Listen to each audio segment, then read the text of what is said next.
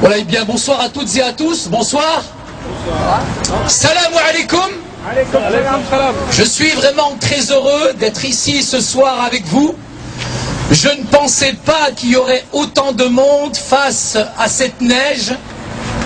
Mais en tout cas, c'est une grande joie d'être en solidarité avec nos frères qui sont non seulement au Moyen-Orient, mais aussi en Afrique du Nord. Et ce soir, vous dire, je ne sais pas quel crime j'ai commis que celui d'avoir choisi le Christ. Bien entendu, j'étais musulman pratiquant. J'ai pratiqué ma religion avec force, avec conviction. Mais le jour où j'ai véritablement lu la Bible, j'ai lu le plus bon, le plus grand des messages qui me disait « Aimez vos ennemis, bénissez ceux qui vous maudissent, faites du bien à ceux qui vous maltraitent. » Et le jour où je me suis converti à Christ, c'est incroyable les problèmes que j'ai eus. J'avais pas de problème quand j'étais un voyou, j'avais pas de problème avant, mais le jour où j'ai accepté Jésus, c'est là où les ennemis se sont dressés. Et ce soir, simplement vous dire que c'est vrai, nous avons choisi la voie qui n'est pas facile aujourd'hui, celle de porter sa croix. Mais porter sa croix signifie parfois perdre ses parents, perdre ses amis, être interdit même dans son pays d'origine.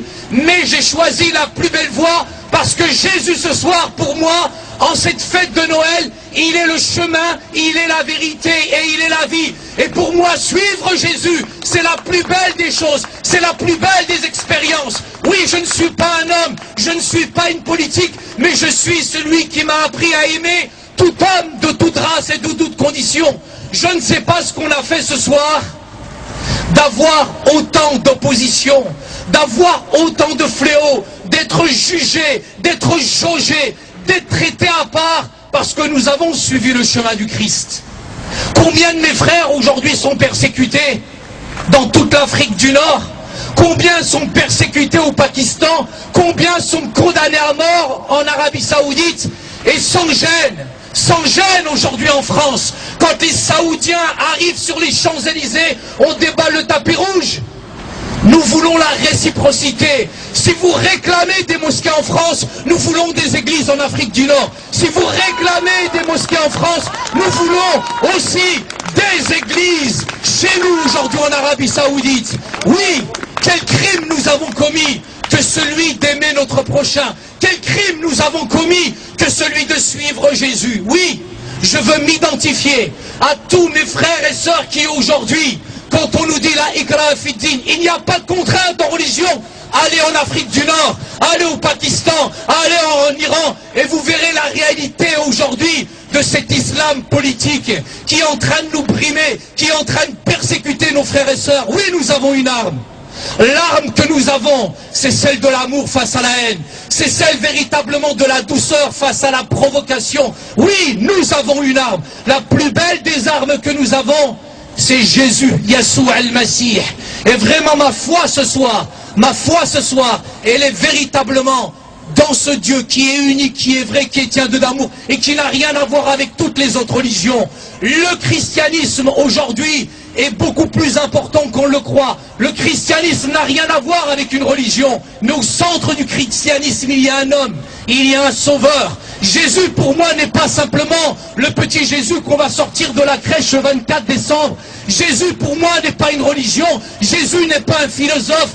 Jésus est véritablement le sauveur du monde. Jésus n'est pas simplement une vérité historique, mais ça a été mon expérience spirituelle. Le jour où j'ai lu que Jésus était le chemin, la vérité et la vie, le jour où j'ai lu que c'était lui qui pouvait prendre mes péchés, mes erreurs, j'ai accepté le sauveur parce qu'il a les paroles de la vie. Il est le pain descendu du ciel. Et pour moi, c'est une expérience qui est personnelle, que je veux transmettre aujourd'hui en France, face aussi à cette persécution matérialiste, face à ces chrétiens en France qui sont endormis et qui ne s'identifient pas à tous ceux qui sont persécutés en Afrique du Nord.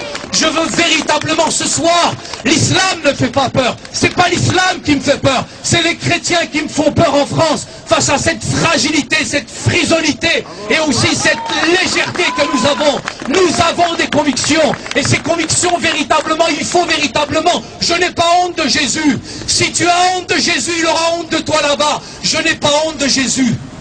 Parce que Jésus m'aime. Et il aime chacun d'entre nous. Dieu ne regarde pas l'apparence ce soir. Ce que Dieu regarde véritablement, c'est ton cœur. Et si ton cœur, il est sincère, il est honnête, sache que Jésus t'aime et il peut changer, transformer ton cœur et ton existence. Oui, nous savons ce que c'est que la persécution.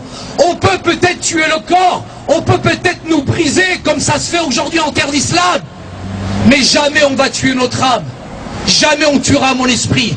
Parce que je sais où je vais, auprès de Jésus. Et ça, c'est une expérience spirituelle. Je vous demande ce soir, vraiment dans ce moment solennel, de penser véritablement à nos amis qui sont en Iran, à nos amis qui sont en Arabie Saoudite, au Soudan, à cet exode aujourd'hui massif, tous ceux qui quittent le Moyen-Orient, tous ces chrétiens persécutés, tout cet exode aujourd'hui. Nous avons besoin d'être en solidarité avec eux, mais nous avons besoin aussi de prier pour eux. Et je pense que la première puissance mondiale pour moi, la première puissance mondiale pour moi, ça sera la prière des chrétiens. Merci.